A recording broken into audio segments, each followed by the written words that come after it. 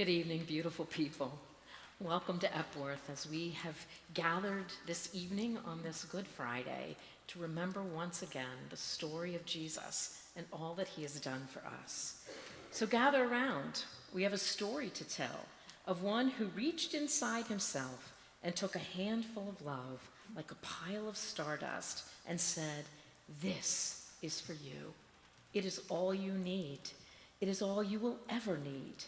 There is enough here to change the whole world. Take it." Many laughed at him, mocked him, and ignored the invitation, but some dared to take it. And those who did noticed something about this love. They found they could do what the gift giver could do. They could stand with the lost. They could welcome the traveler. They could sit and eat with the hungry. They found themselves doing what the man first did to them. Give something of themselves to others. They became like the man, offering themselves.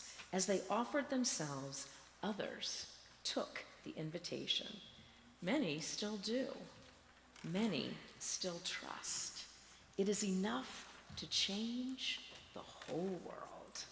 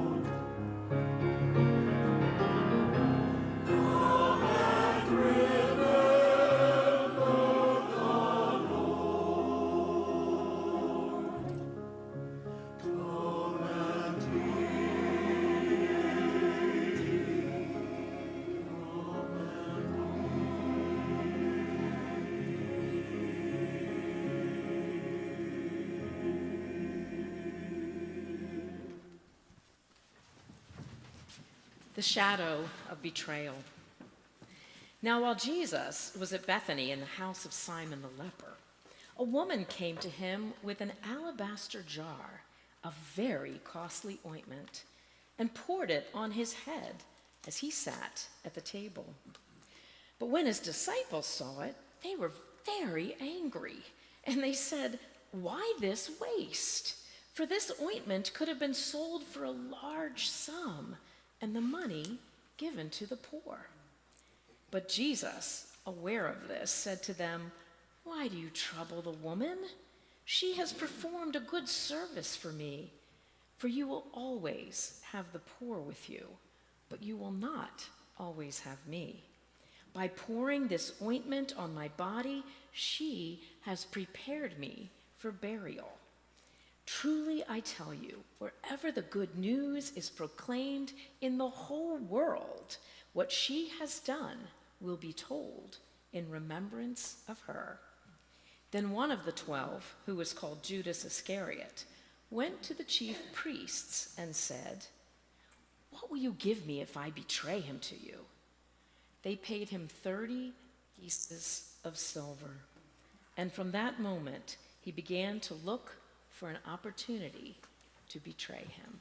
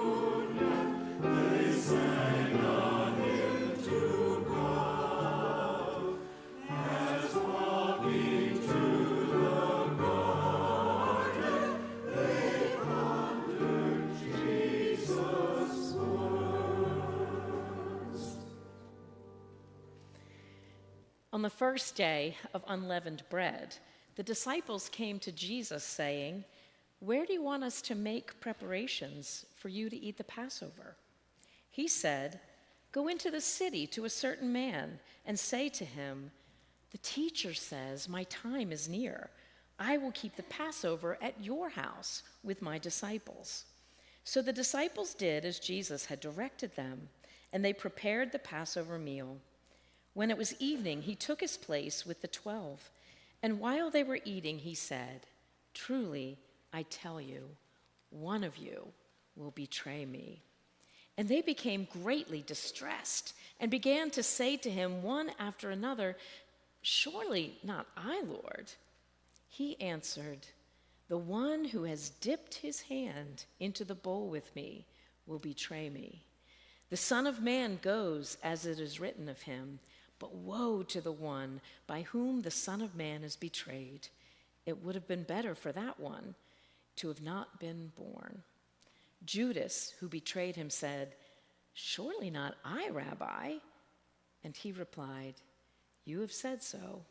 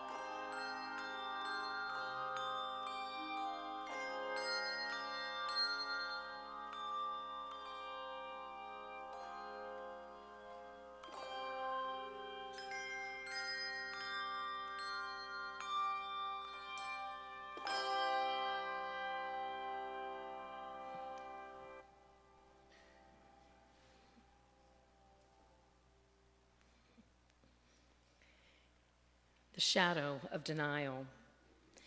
Then Jesus said to them, "You will all become deserters because of me this night, for it is written, I will strike the shepherd, and the sheep of the flock will be scattered." Peter said to him, "Though all become deserters because of you, I will never desert you." Jesus said to him, "Truly I tell you, this very night, before the cock crows, you will deny me 3 times."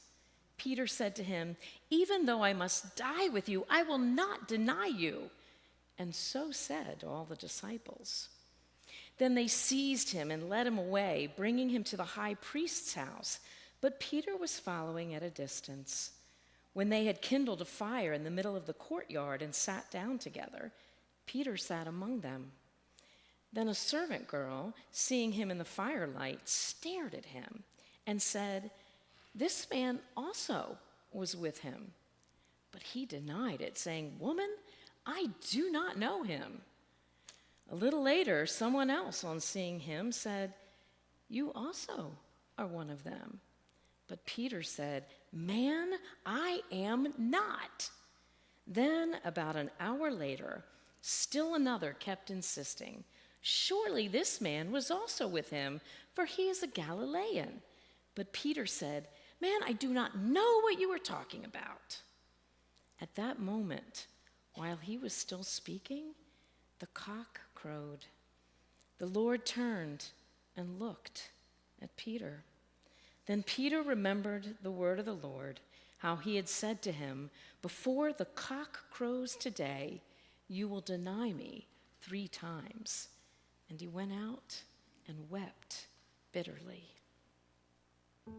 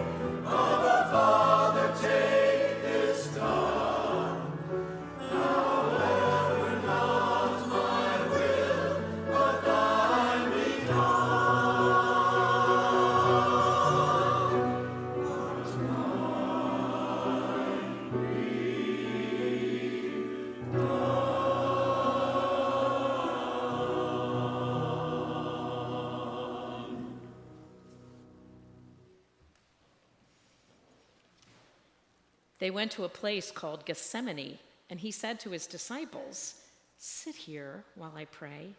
He took with him Peter and James and John, and he began to be distressed and agitated. And he said to them, "I am deeply grieved, even to death. Remain here and keep awake."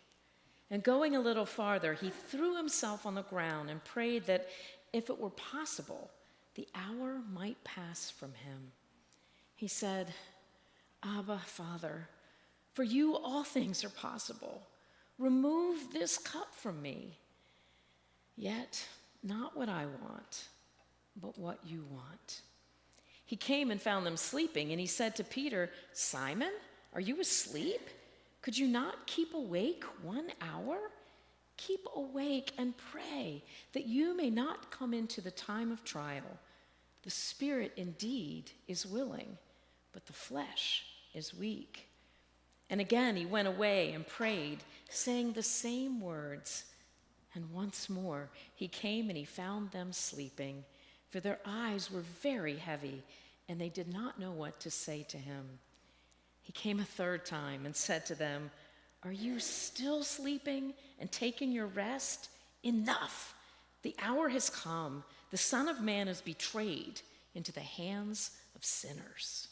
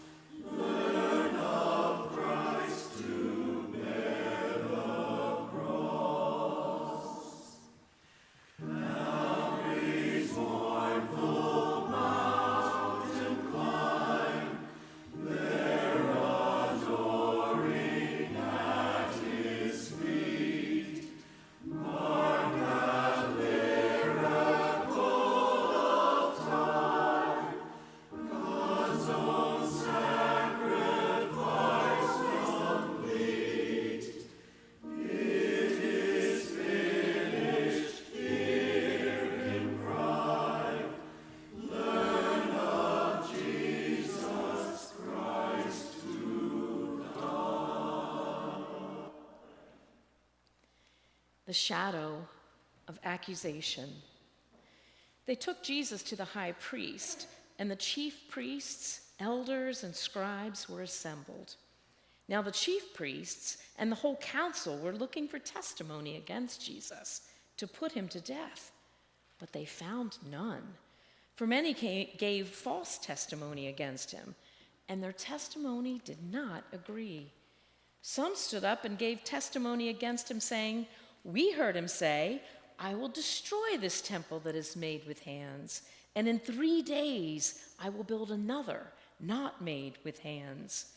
But even on this point, their testimony did not agree. And then the high priest stood up before them and asked Jesus, 'Have you no answer? What is it that they testify against you?' But he was silent and did not answer. Again, the high priest asked him, 'Are you the Messiah, the Blessed One?' Jesus said, 'I am. And you will see the Son of Man seated at the right hand of power, coming with the clouds of heaven.' Then the high priest tore his clothes and said, 'What do you need? What witnesses do you need? You have heard his blasphemy. What is your decision?' And all of them condemned him as deserving death."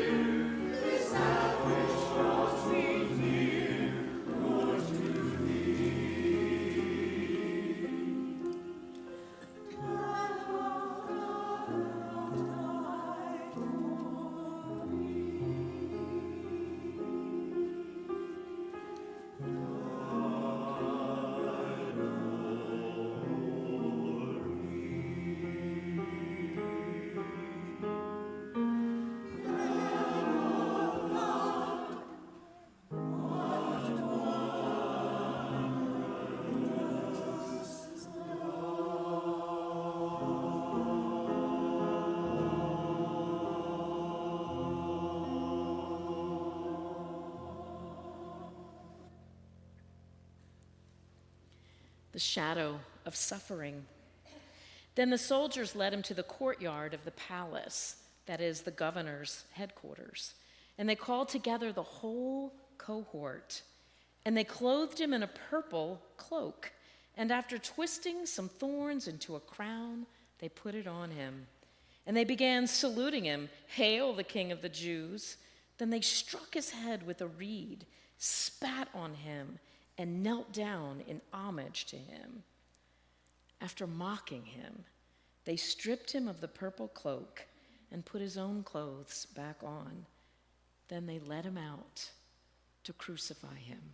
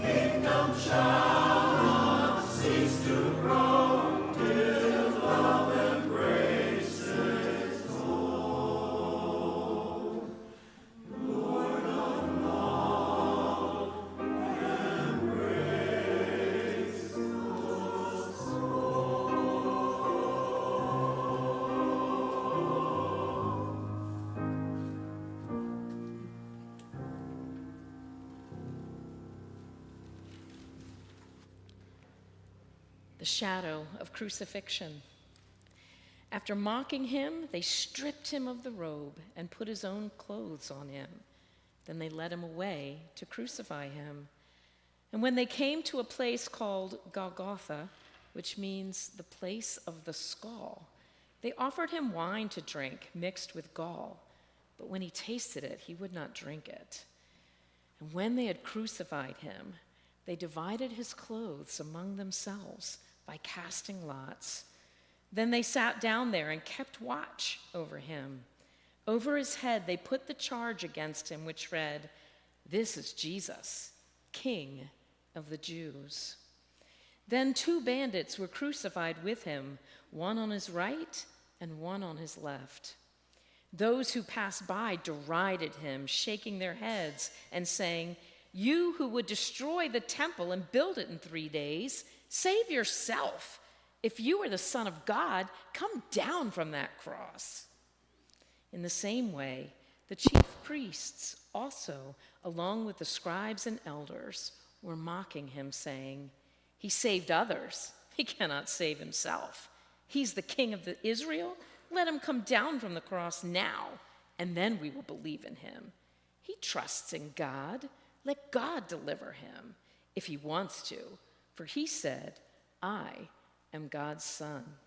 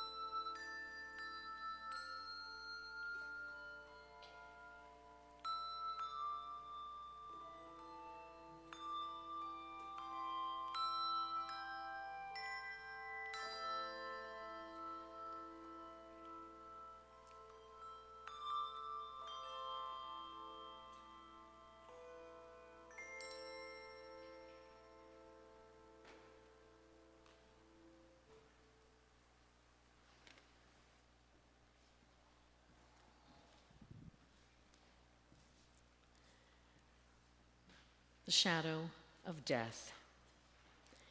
It was now about noon, and darkness came over the whole land until 3 p.m, while the sun's light failed. And the curtain of the temple was torn in two. Then Jesus, crying with a loud voice, said, "Father, into your hands I commend my spirit."